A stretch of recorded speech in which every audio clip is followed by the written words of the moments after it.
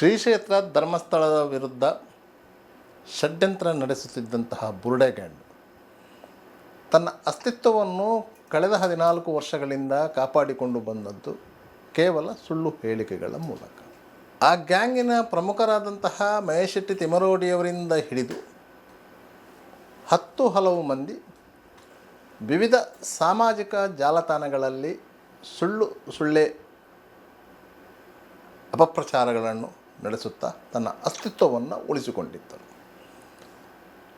ಸೌಜನ್ಯ ಪ್ರಕರಣದಲ್ಲಿ ಇವರ ಹೋರಾಟ ಕೇವಲ ಆರೋಪಿ ಸಂತೋಷ್ ರಾವ್ನನ್ನು ಬಿಡುಗಡೆಗೊಳಿಸುವುದರಲ್ಲಿ ಮಾತ್ರ ಇತ್ತೇ ಹೊರತು ಸೌಜನ್ಯಳಿಗೆ ನ್ಯಾಯ ದೊರಕಿಸಿಕೊಡುವುದು ಸಾಧ್ಯ ಆಗಿರಲಿಲ್ಲ.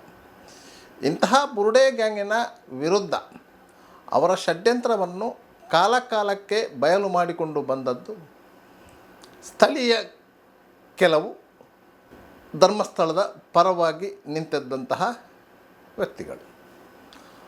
ಅವರಲ್ಲಿ ಪ್ರಮುಖರಾಗಿದ್ದವರು ಉಜಿರೆಯ ಶುಭರೈ ಎನ್ನುವಂತಹ ಮಹಿಳೆ. ಇವರೊಂದಿಗೆ ಧರ್ಮಸ್ಥಳದ ಶಾಂಭವಿಯವರು, ಭಾಸ್ಕರ್ ಧರ್ಮಸ್ಥಳ ಅವರು ಮತ್ತು ಕೆಲವರು ಬುರುಡೆ ಗ್ಯಾಂಗಿನ ವಿರುದ್ಧ ಸಾಮಾಜಿಕ ಜಾಲತಾಣದಲ್ಲಿ ಸರಿಯಾದ ರೀತಿಯಲ್ಲಿ ಕೌಂಟರ್ ಕೊಡ್ತಾ ಇದ್ದರು. ಜನರಿಗೆ ವಾಸ್ತವ ಸ್ಥಿತಿಯ ಅರಿವಾಗಲು ಆರಂಭ ಆಗಿತ್ತು. ಇಂತಹ ಸಂದರ್ಭದಲ್ಲಿ ಕೆಲವೊಂದು ಯೂಟ್ಯೂಬ್ ಚಾನಲ್ಗಳು ಆ ಷಡ್ಯಂತ್ರವನ್ನು ಬಯಲು ಮಾಡುತ್ತಾ ಹೋದವು. ಪರಿಣಾಮವಾಗಿ ಮಹೇಶ್ ಶೆಟ್ಟಿ ತಿಮರೋಡಿಯವರಿಗೆ ಇದ್ದಂತಹ ಜನಬೆಂಬಲಗಳು ಕ್ರಮೇಣ ಇಳಿಮುಖವಾಗಿ ಬಂದು ಕೊನೆಗೆ ಕೆಲವೇ ಮಂದಿಗೆ ಸೀಮಿತ ಆಯಿತು.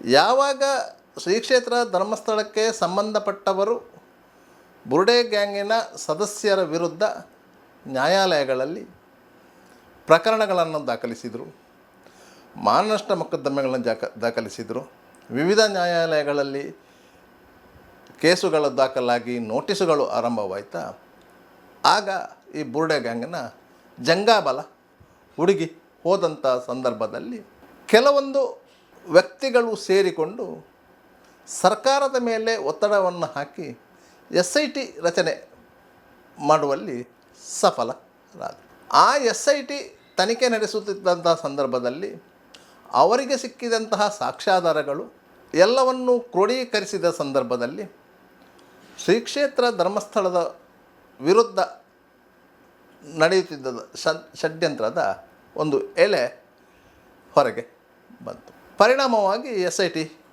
ಅಧಿಕಾರಿಗಳು ಬೆಳ್ತಂಗಡಿ ನ್ಯಾಯಾಲಯಕ್ಕೆ ಸುಮಾರು 3900 ಪುಟಗಳ ಪ್ರಾಥಮಿಕ ವರದಿಯನ್ನು ಸಲ್ಲಿಸಿ ಮಹೇಶ್ ಶೆಟ್ಟಿ ತಿಮರೋಡಿ ಸಹಿತ 6 ಮಂದಿ ಈ ಷಡ್ಯಂತ್ರದಲ್ಲಿ ಭಾಗಿಗಳಾಗಿದ್ದಾರೆ ಎಂದು ಆರೋಪ ಮಾಡಿತ್ತು. ಅವರ ವಿರುದ್ಧ ಕಾನೂನು ಕ್ರಮ ಕೈಗೊಳ್ಳಲು ಆ ವರದಿಯ ಆಧಾರದಲ್ಲಿ ಆದೇಶ ಹೊರಡಿಸಲು ಕೋರಿಕೊಂಡಿತ್ತು. ಈ ಸಂಬಂಧವಾಗಿ ಮಹೇಶ್ ಶೆಟ್ಟಿ ತಿಮರೋಡಿಯವರ ಪರವಾಗಿ ವಕೀಲರು ಆಕ್ಷೇಪಣೆ ಸಲ್ಲಿಸಿದರು. ಸರ್ಕಾರದ ಪರವಾಗಿ ವಾದ ಮಂಡನೆಯಾಯಿತು. ಶ್ರೀ ಕ್ಷೇತ್ರ ಧರ್ಮಸ್ಥಳವನ್ನು ಸಂತ್ರಸ್ತರೆಂದು ಪರಿಗಣಿಸಬೇಕು ಎಂದು ಬೆಂಗಳೂರಿನ ಹಿರಿಯ ವಕೀಲ CV ನಾಗೇಶ್ ಅವರು ಅರ್ಜಿ ಸಲ್ಲಿಸಿದರು. ಒಟ್ಟಾರೆಯಾಗಿ ಸದ್ಯಕ್ಕೆ ಆ ಪ್ರಕರಣ ವಿಚಾರಣೆಯ ಹಂತದಲ್ಲಿದೆ. ಮಾರ್ಚ್ 24ರಂದು ಅದರ ಅಂತಿಮ ಆದೇಶ ಹೊರಬೀಳುವ ಸಾಧ್ಯತೆಗಳು ಇವೆ. ಯಾಕಂತ ಹೇಳಿದರೆ ಬೆಳ್ತಂಗಡಿ ನ್ಯಾಯಾಲಯದಲ್ಲಿ ನ್ಯಾಯಾಧೀಶರು ಉನ್ನತ ಟ್ರೈನಿಂಗಾಗಿ ರಜೆ ಹೋಗಿದ್ದಾರೆ. ಬಂಟ್ವಾಳದ ನ್ಯಾಯಾಧೀಶರು ಚಾರ್ಜಲ್ಲಿರುವುದರಿಂದ ಅವರು ಈ ಕ್ಲಿಷ್ಟಕರವಾದಂಥ ಪ್ರಕರಣವನ್ನು ತೀರ್ಮಾನ ಕೈಗೊಳ್ಳಲು ಸಾಧ್ಯವಾಗದೆ ಮುಂದೂಡಿದ್ದಾರೆ. ಮುಂದಿನ ತಿಂಗಳಲ್ಲಿ ಬೆಳ್ತಂಗಡಿಗೆ ಕಾಯಂ ನ್ಯಾಯಾಧೀಶರು ಬರ್ತಾರೆ. ಅವರು ಅದರ ಬಗ್ಗೆ ತೀರ್ಮಾನ ಕೈಗೊಳ್ಳುತ್ತಾರೆ. ಇಂತಹ ಬುರುಡೆ ಗ್ಯಾಂಗಿನ ವಿರುದ್ಧ ಸ್ಥಳೀಯವಾಗಿ ಹೋರಾಟ ನಡೆಸ್ತಾ ಇದ್ದವರು ಶುಭರೈ ಅವರು. ಇವರನ್ನು ಕಟ್ಟಿ ಹಾಕಬೇಕು ಅಂತ ಹೇಳಿ ಬುರುಡೆ ಗ್ಯಾಂಗ್ 10 ಹಲವು ರೀತಿಯಲ್ಲಿ ಷಡ್ಯಂತ್ರವನ್ನು ಮಾಡಿತ್ತು. ಬುರುಡೆ ಗ್ಯಾಂಗಿನ ಪ್ರಮುಖ ಮಹೇಶ್ ಶೆಟ್ಟಿ ತಿಮರೋಡಿಯವರ ಸಹೋದರ ಮೋಹನ್ ಶೆಟ್ಟಿಯವರ ಮಗ ತನುಷ್ ಶೆಟ್ಟಿ ಬೈಕಿನಲ್ಲಿ ಹೋಗುತ್ತಿದ್ದಾಗ ರಿಕ್ಷಾ ಒಂದಕ್ಕೆ ಡಿಕ್ಕಿ ಹೊಡೆದು ಅವರ ಕೈಗೆ ಗಾಯವಾಗಿತ್ತು. ಈ ಘಟನೆ ಶುಭಾರಯ್ಯವರ ಕಣ್ಣ ಮುಂದೆ ನಡೆದಿತ್ತು. ಅದಕ್ಕಿಂತಲೂ ಮೊದಲು ತನುಷ್ ಶೆಟ್ಟಿ ಮಂಗಳೂರಿನ ಬಿಲ್ಡರ್ ಜಿತೇಂದ್ರ ಕೊಟ್ಟಾರಿಯವರ ಮನೆಗೆ ಹೋಗಿ ಗಲಾಟೆ ಮಾಡಿದ್ದರು. ಈ ಸಂಬಂಧವಾಗಿ ಬರ್ಕೆ ಪೊಲೀಸ್ ಠಾಣೆಯಲ್ಲಿ ಕೇಸು ದಾಖಲಾಗಿತ್ತು.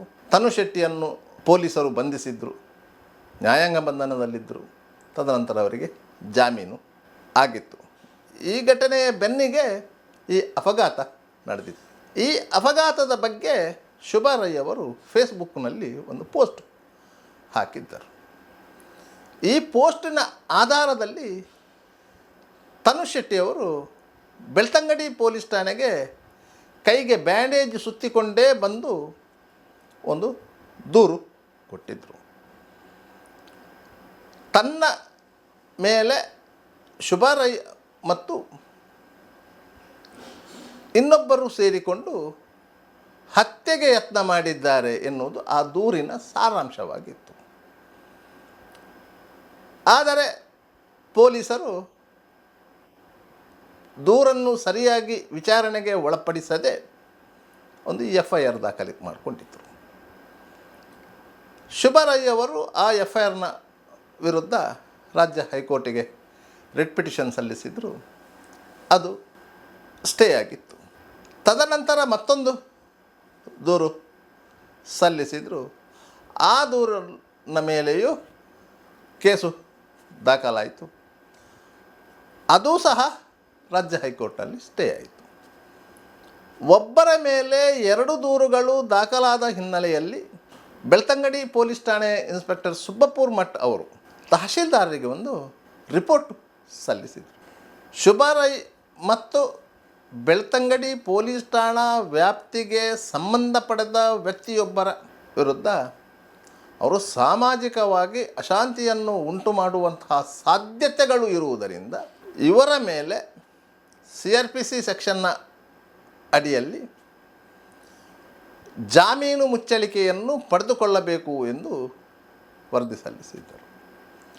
ಪೊಲೀಸರು ಯಾವಾಗ ಈ ರೀತಿಯ ವರದಿಯನ್ನು ಒಪ್ಪಿಸಿದರೂ ಬೆಳ್ತಂಗಡಿ ತಹಶೀಲ್ದಾರ್ ಅವರು ಶುಭಾರಯ್ಯ ಮತ್ತು ಇನ್ನೊಬ್ಬರಿಗೆ ತಾಲೂಕು ದಂಡಾಧಿಕಾರಿಗಳು ಅಂದರೆ ತಹಶೀಲ್ದಾರ್ ಎದುರು ಹಾಜರಾಗಿ ಸೂಕ್ತ ಭದ್ರತಾ ಮುಚ್ಚಳಿಕೆಯನ್ನು ನೀಡಬೇಕು ಎಂದು ನೋಟಿಸ್ ಇಶ್ಯೂ ಮಾಡಿದ್ದರು. ಶುಭಾರಯ್ಯವರು ಮತ್ತು ಮತ್ತೊಬ್ಬರು ಈ ನೋಟಿಸಿನ ವಿರುದ್ಧ ಜಿಲ್ಲಾ ಸೆಷನ್ಸ್ ನ್ಯಾಯಾಲಯಕ್ಕೆ ತಕರಾರು ಅರ್ಜಿ ಸಲ್ಲಿಸಿದರು. ಆ ಅರ್ಜಿಯನ್ನು ಜಿಲ್ಲಾ ಸೆಷನ್ಸ್ ನ್ಯಾಯಾಲಯ ವಿಚಾರಣೆ ನಡೆಸಿತು. ತಹಶೀಲ್ದಾರ್ ಅವರ ಪರವಾಗಿ ಸೆಷನ್ಸ್ ನ್ಯಾಯಾಲಯದ PP ಅಂದರೆ ಪಬ್ಲಿಕ್ ಪ್ರಾಸಿಕ್ಯೂಟರ್ ಅವರು ವಾದ ಮಂಡಿಸಿದ್ದಾರೆ. ಶುಭಾರಯ್ಯ ಅವರ ಪರವಾಗಿ ಮಂಗಳೂರಿನ ಯುವ ವಕೀಲ ಮಯೂರ್ ಕೀರ್ತಿ ಅವರು ವಾದ ಮಂಡಿಸಿದರು. ವಾದ ಪ್ರತಿವಾದವನ್ನು ಕೇಳಿದಂಥ ನ್ಯಾಯಾಲಯ ಬೆಳ್ತಂಗಡಿ ತಹಶೀಲ್ದಾರ್ ಅವರು ಶುಭಾರಯ್ಯ ಮತ್ತು ಮತ್ತೊಬ್ಬರಿಗೆ ನೀಡಿದಂತಹ ಆದೇಶ ಏನಿದೆ ಆ ಆದೇಶವನ್ನು ವಜಾಗೊಳಿಸಿ ತೀರ್ಪು ನೀಡಿದೆ.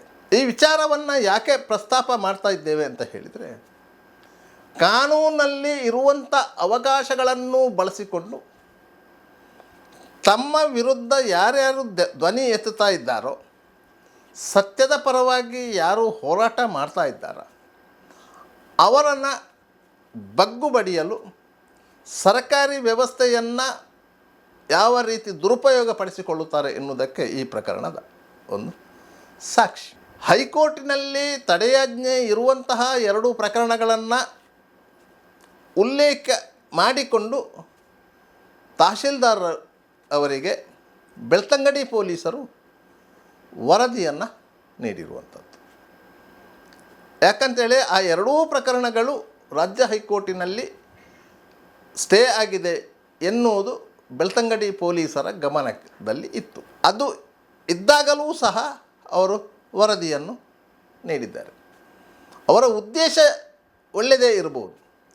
ಬೆಳ್ತಂಗಡಿ ತಾಲೂಕಿನಲ್ಲಿ ಯಾವುದೇ ರೀತಿಯಲ್ಲಿ ಶಾಂತಿಯನ್ನು ಕದಡುವಂತಹ ಯತ್ನ ಆಗಬಾರದು ಎನ್ನುವುದು ಅವರ ಉದ್ದೇಶವೇ ಆಗಿದ್ದರೂ ಸಹ ಅದಕ್ಕೂ ಒಂದು ರೀತಿಯಲ್ಲಿ ಕಾನೂನನ್ನ ಅನ್ವಯ ಮಾಡಬೇಕು ಎನ್ನುವಂಥ ಕ್ರಮ ಇದೆ. ಅದನ್ನು ಗಾಳಿಗೆ ತೂರಿ ಈ ಎರಡೂ ತಂಡಗಳ ಮಧ್ಯೆ ಇರುವಂತಹ ದ್ವೇಷವನ್ನು ತಣಿಸುವ ಉದ್ದೇಶದಿಂದ ಮತ್ತು ಹತೋಟಿಯಲ್ಲಿ ಇಡುವಂತಹ ಪ್ರಯತ್ನವಾಗಿ ಇಂತಹ ಪ್ರಯತ್ನವನ್ನು ಬೆಳ್ತಂಗಡಿ ಪೊಲೀಸರು ಮಾಡಿದರು. ಈಗ ಅದಕ್ಕೆ ಜಿಲ್ಲಾ ಸೆಷನ್ಸ್ ನ್ಯಾಯಾಲಯ ಉತ್ತರ ಕೊಟ್ಟಿದೆ.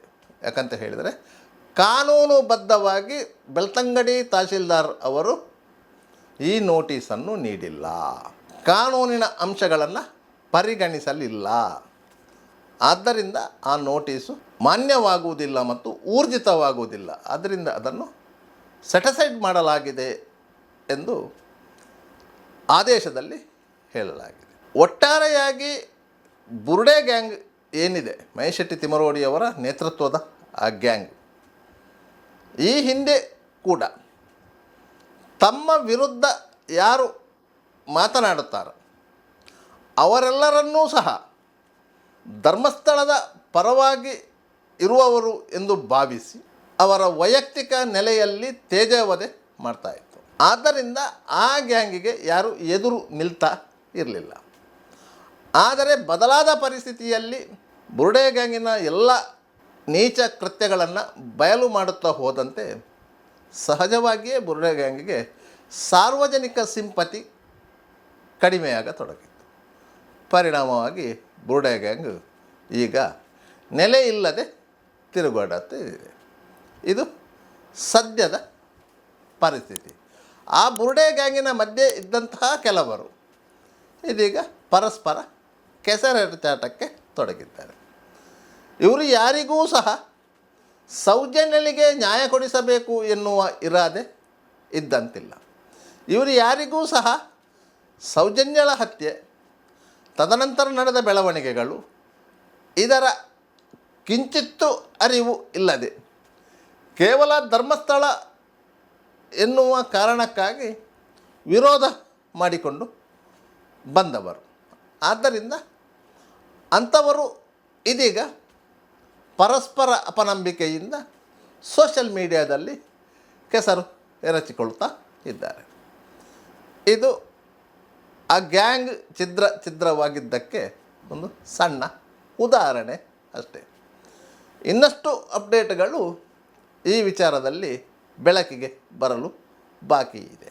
SITಯು ನಡೆಸಿದ ತನಿಖೆಯ ವರದಿಗಳು ಸಂಪೂರ್ಣವಾಗಿ ಬಯಲಿಗೆ ಬಂದರೆ ಈ ಬುರ್ಡೆ ಗ್ಯಾಂಗ್ ಯಾವ ರೀತಿಯಲ್ಲಿ ಷಡ್ಯಂತ್ರ ಮಾಡಿದೆ ಮತ್ತು ಈ ಷಡ್ಯಂತ್ರಕ್ಕೆ ಯಾರ್ಯಾರು ಸಹಕಾರ ನೀಡಿದ್ದಾರೆ, ಯಾರ್ಯಾರು ಹಣಕಾಸಿನ ನೆರವು ಒದಗಿಸಿದ್ದಾರೆ, ಯಾವ ರೀತಿಯಲ್ಲಿ ಷಡ್ಯಂತ್ರ ಮಾಡಲಾಗಿದೆ, ಎಷ್ಟು ಮಂದಿ ಇದರಲ್ಲಿ ಭಾಗಿಗಳಾಗಿದ್ದಾರೆ ಎನ್ನುವ ಎಲ್ಲ ವಿಚಾರಗಳು ಬಯಲಿಗೆ ಬರುತ್ತೆ. ಮುಂದಿನ ಹಂತದಲ್ಲಿ ಇಡೀ SIT ವರದಿಯ ಪಿನ್ ಟು ಪಿನ್ ಮಾಹಿತಿಗಳನ್ನು ಕೊಡುವಂತಹ ಪ್ರಯತ್ನಗಳನ್ನು ಮಾಡಲಾಗ್ತದೆ.